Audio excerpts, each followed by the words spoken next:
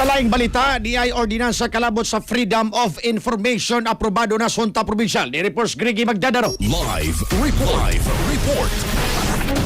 Yes, hingpit ng giprobar sa Junta Provincial ang gipropose nga Freedom of Information kon FOI Ordinance atol sa regular session sa Junta Provincial kagahapong adlaw Mayo 25 tuig 2026.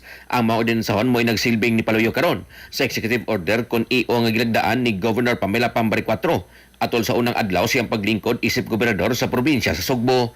Ang mga ordinansa nga gipangamanan ni Bukal Malcolm Sanchez sa Lone District sa Tacbayan sa Mandawi mo'y maghatag og transparensiya sa mga transaksyon sa gobyerno nga mo'y nasubay sa rinda sa pangamahanan ni Bari 4. Si Sanchez nakiktambayong sa Provincial Information Office kon PIO nga gipanguluhan ni Angeles de la Torre Orong alang sa pagdraft sa Implementing Rules and Regulation kon IRR alang sa asing ordinansa.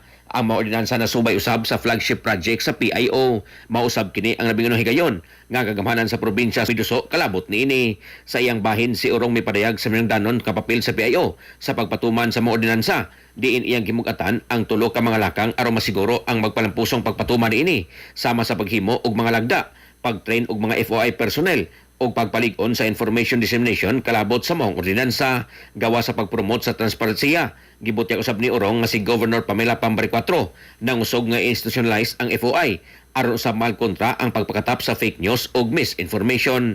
Pinagi sa mga ordinansa, ang publiko makagarantiya nga mahimong maka-access sa official record, policy data o government transaction gawas sa mga dunay legal exception. Gipadayag ni Sanchez nga mga ordinansa maglambigit usab sa mga FOI officer ngadto sa tanang buhatan nga mo'y making-coordinate ngadto sa PIO. Sa ato mga katropa diha nga nagalubog ug naghanap ang pananaw, inom kanunay og Vision X Plus of gel capsule.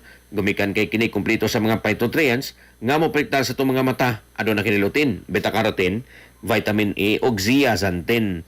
Alang sa Pilipino para sa Pilipinas, kinang katropa Gregi Magdadaro, XFM News. XFM report. Cellphone Plus Gold, mapalit sa mga butika sa inyong lugar.